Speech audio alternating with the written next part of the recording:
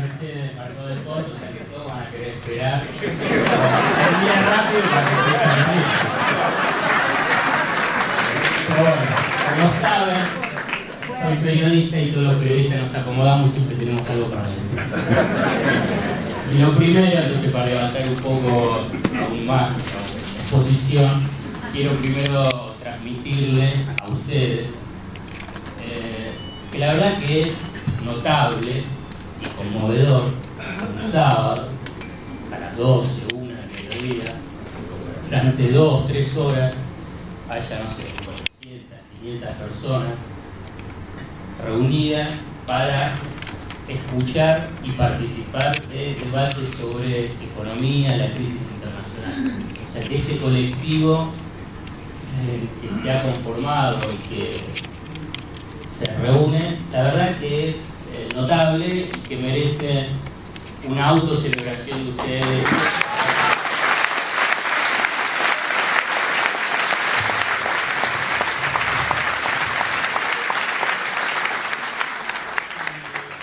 Para continuar en esa línea, también tengo que decirlo, si bien está aquí presente, es un símbolo de un cambio de época o de un proceso de transformación que un presidente de Banco Central. Yo estuve cubriendo el tema financiero en el diario alrededor de 10 años. Ahí empecé yo a trabajar, en página 12, 1987-1997. O sea que todo lo que es el funcionamiento del mercado financiero, digamos, lo conozco, diálogo con el presidente del Banco Central, con banqueros, todo lo que es el funcionamiento de la lógica de del sistema financiero. Y que un presidente del Banco Central baje de las alturas del Banco Central a un diálogo y a una exposición en una asamblea ciudadana, la verdad que a mí me asombra porque varias formas de encarar, analizar algunos aspectos de esta crisis global, pero hay un aspecto que a mí me parece importante remarcar, que hay una crisis del paradigma del pensamiento dominante en los últimos 40 años. Y esto me parece que es muy importante remarcarlo, porque que esté en crisis no significa que haya desaparecido. Que esté en crisis no significa que aún esté en los lugares de poder dominante y que sea hegemónico. Que esté en crisis no significa que aún en la sociedad argentina, no solo internacional, pero sí para poner algunas referencias, la sociedad argentina siga marcando a fuego muchos de los conceptos e interpretaciones económicas de los procesos económicos, políticos y sociales que vive la Argentina, la región y el mundo. Hay algunas marcas a fuego que han quedado en el pensamiento y en el análisis económico que merecen seguir siendo discutidos precisamente por esa crisis del paradigma del pensamiento neoliberal. La emisión es inflacionaria, el tema de las reservas de libre disponibilidad, rémora de lo que es el esquema de convertibilidad, que los salarios son inflacionarios, que la puja distributiva no es un elemento esencial para entender las tensiones que se viven en el sistema de precios en Argentina. Entonces hay muchos rasgos que uno empieza a observar que permanecen en el discurso económico, lo que obliga a redoblar los esfuerzos para tratar de comprender e intervenir en lo que es este proceso político, económico en Argentina en un contexto de crisis internacional. Hicieron mención en el comienzo sobre que hoy se recuerda el 6º año del no al ALCA.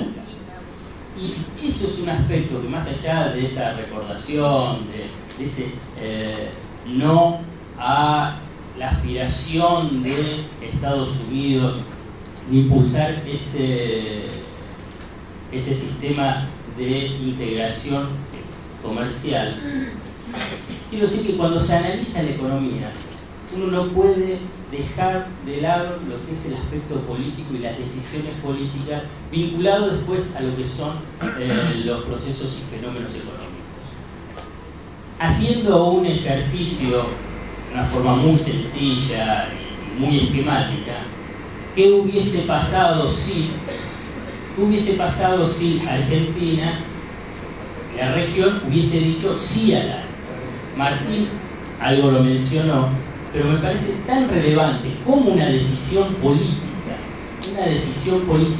marca después la posibilidad del tránsito económico, obviamente muy diferente a lo que hubiese sido estar bajo el eje del ALCA, teniendo en cuenta que Estados Unidos entró en crisis y los que están más integrados a la economía norteamericana sufrieron muchísimo más y sufren muchísimo más la crisis. La relevancia que tienen las decisiones de política para después entender los fenómenos económicos, lo que lleva a intervenir en la discusión pensando la economía política como economía política y no una economía pensada simplemente como cuadros matemáticos, modelos cerrados y que están en equilibrio. La economía es desequilibrio, no es equilibrio. Y los desequilibrios, lo que implican los desequilibrios son tensiones de poder. Y tensiones de poder que se resuelven con intervención política, con intervención y vocación política. Y hoy nos encontramos a nivel mundial que precisamente los liderazgos políticos que deben encarar la crisis en los países centrales son profundamente débiles, o en todo caso son liderazgos políticos que están subordinados a la lógica del capital financiero o subordinado a la fase actual del capitalismo dominado por las finanzas globales.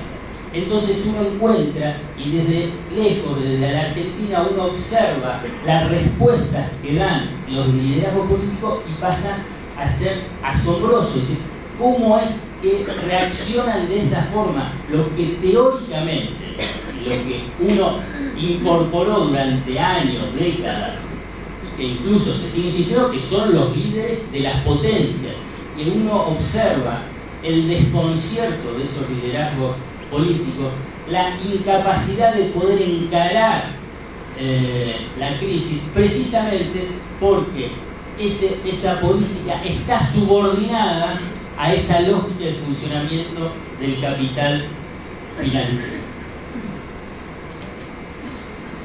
Uno de los aspectos que se menciona vinculando con la Argentina y que busca como el deseo de que Argentina sufra la crisis o que a la Argentina le va a impactar la crisis. Quiero hacer algunas observaciones respecto a ese tema, que no implica minimizar, vuelvo a repetir, no implica minimizar el escenario de incertidumbre que existe a nivel global, ni las consecuencias del estancamiento de economía que equivalen al 50% del Producto Bruto Mundial de Estados Unidos, Europa y Japón. Significa simplemente poner en perspectiva lo que está sucediendo en un reordenamiento de la economía global. Hay un reordenamiento de la economía global que no puede ser ignorado cuando se quiere analizar la crisis internacional y su impacto en la Argentina. Enrique dio algunos datos, lo vuelvo a repetir simplemente para verlo en perspectiva a nivel de la tasa decreciente del avance del producto en los países centrales. Los datos que yo les quiero transmitir a ustedes, que las economías avanzadas crecieron en la primera década del nuevo siglo a una tasa del 1,7% promedio anual. Los emergentes lo hicieron al 6,3%. Siendo esto, la evolución de los países emergentes, las determinantes para que el Producto Mundial contabilizara una expansión del 3,7%. Esto habla de un reordenamiento del funcionamiento de la economía mundial. Y por consiguiente, si ya acumula una década de esta evolución, implica que hay una tendencia importante en el funcionamiento de la economía internacional. Incluso Enrique mencionaba, ¿no?, la de un imperio en decadencia. Y al margen, resulta paradójico que, teniendo en cuenta que hay un imperio en decadencia, esa moneda, la moneda de ese imperio en Argentina pasa a ser una obsesión de muchos. E incluso si en Europa y en Estados Unidos existe el movimiento de los indignados, en Argentina existe el movimiento de los indignados por el dólar.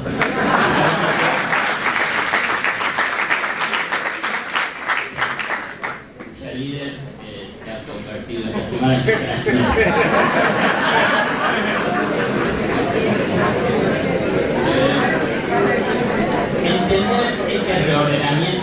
entender ese reordenamiento de la economía mundial sirve para abordar precisamente las dudas que existen sobre las fortalezas de la economía argentina.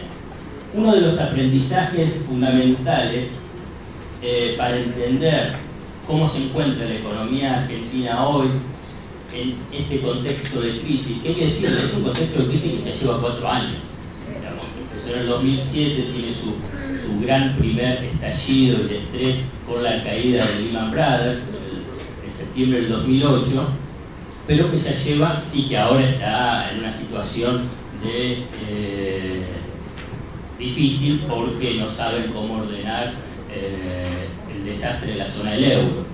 Pero ya lleva 4 años. Entonces, cuando se analiza, decir, bueno, ¿cómo puede impactar la crisis en Argentina o en América Latina? La verdad que hay que decir que ya hace 4 años América Latina está buscando mecanismos para amortiguar lo que son costos ineludibles de esta crisis. Pero que ya hay un aprendizaje de 4 años, por lo menos, para dar cierto margen, para decir, bueno, algo está haciendo América Latina, algo ha hecho la Argentina para amortiguar y enfrentar con éxito la crisis internacional. Pero además, hay que decir que la situación local, la situación argentina, es muy diferente a la situación del 2009, cuando el impacto de la crisis internacional a partir de la caída de Lehman Brothers pegó fuerte, entrando en este ciclo largo de crecimiento que tiene la Argentina desde el 2003 a la fecha, en el 2009, que impactó generando una fase recesiva de ese ciclo de crecimiento. Pero, ¿qué es lo que pasaba en el 2009 para tratar de comprender cuáles son las condiciones que se enfrenta hoy la economía argentina? En ese año hubo caída récord del comercio internacional, una caída promedio del 10% del comercio internacional. Fue la caída más fuerte desde la crisis del 29, o sea, del crack del 29. Y que se le sumaron 2 factores domésticos relevantes. La fuerte sequía que afectó los rindes de la cosecha y el stock ganadero, con todavía el conflicto por la resolución 125 de arrastre, y la crisis política con el voto no positivo en el Senado y el resultado adverso posterior para el oficialismo de las elecciones de medio término del 2009.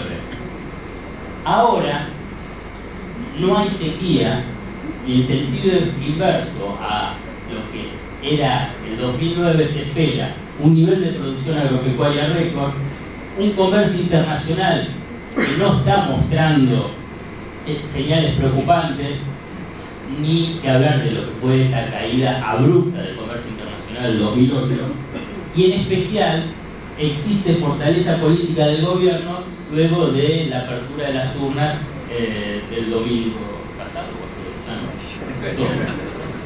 Ese notable contraste en la situación doméstica permite entender o observar con mayor prudencia los que plantean la situación de que se viene el desastre económico local, pero a la vez sigue planteando cuáles son otras medidas necesarias para seguir avanzando en esta suerte de defensas frente a este nuevo reordenamiento del capitalismo mundial. El 2009 ha dejado enseñanzas en función a fortalecer la demanda interna y, como se mencionó antes, la defensa de los puestos de trabajo a través de una de las medidas que fue la del REPRO, cómo se avanzaron en otras medidas, la recuperación de los recursos del sistema previsional. Pero ¿qué es lo que, a mi entender, para hacerlo más rapidito, me parece que requiere seguir avanzando en medidas que sirvan para fortalecer a la economía argentina en un contexto futuro de incertidumbre y de reordenamiento de la economía mundial? Obvio, y son reiteradas una y otra vez en este ámbito, la modificación de la ley de entidades financieras, la modificación de la Carta Orgánica, reforma tributaria, más controles y una intervención, como se está avanzando en la administración y control de las crisis, herramienta fundamental que tiene todo país que aspira a tener un sendero de desarrollo. No hay que alarmarse, por ahí, no voy a decir con más autoridad, Mercedes, el tema de que un país, que autoridades, un Estado quiera tener una administración e intervención eficiente de su divisa. Pero lo que se plantea, y a mí me parece que este es uno de los grandes desafíos de Argentina y de la región, es implementar, avanzar, profundizar en una arquitectura financiera regional. Ya se ha demostrado más de una oportunidad que la actual arquitectura financiera internacional no sirve para la región, no sirve para Argentina. Y además uno observa que los débiles liderazgos políticos que existen hoy en Europa y en Estados Unidos aspiran a salir de la crisis dándole más poder a organismos financieros internacionales que han demostrado y siguen demostrando que profundizan la crisis y son profundos perturbadores de la estabilidad. No es solamente el Fondo Monetario Internacional, no es solamente el Banco Mundial, no es solamente la calificadora de riesgo, sino que es la amplia desregulación del sistema financiero y de la cuenta de capital y del movimiento de capital. Son profundos perturbadores de la estabilidad económica y en todo caso son los factores centrales para comprender las raíces y la profundización de la crisis. Entonces, sí, yo creo que la desconexión a ese sistema financiero internacional, a esa arquitectura financiera internacional, es una herramienta fundamental para amortiguar los costos de la crisis mundial, para poder encarar mejor el reordenamiento de la economía mundial, para integrarse a ese nuevo mundo de una forma con mayor margen de autonomía y mayor independencia. Esa nueva arquitectura financiera regional requiere de lo que se conoce: incrementar el flujo de comercio, pero excluyendo el dólar, o sea, desdolarizando el flujo comercial regional, buscar mecanismos regionales para la estabilización de desequilibrios transitorios en la balanza de pagos, o sea que las importantes reservas que tienen los bancos centrales regionales, parte de ellas integrarlas en un fondo de estabilización regional. Hay experiencias al respecto, no es una idea loca que puede surgir de los gobiernos latinoamericanos. Hay una experiencia, la de los países asiáticos, que habían padecido la crisis en la década del 90 y los países asiáticos reunidos en la región de ASEAN junto con China, Japón y Corea crearon un fondo común para asistir a sus países miembros. En caso de una crisis, reciben un préstamo de manera rápida para apoyar sus reservas internacionales hasta tanto el país pueda recuperarse. Esa iniciativa existe y es conocida y está denominada como Chiang Mai. O sea que hay antecedentes a nivel internacional para que la región pueda avanzar en un fondo de estabilización. Un fondo latinoamericano de reserva que además es una institución que ya existe. Y dentro de esa arquitectura financiera regional está el Banco del Sur para financiar los proyectos de infraestructura de integración territorial. O sea que la oportunidad de avanzar en una arquitectura financiera regional es para ampliar los márgenes de autonomía, fundamentalmente para amortiguar los costos ineludibles de la crisis internacional, pero lo más importante, para ubicarse en una posición de fortaleza en el ineludible reordenamiento de la economía mundial. Bueno, muchísimas gracias.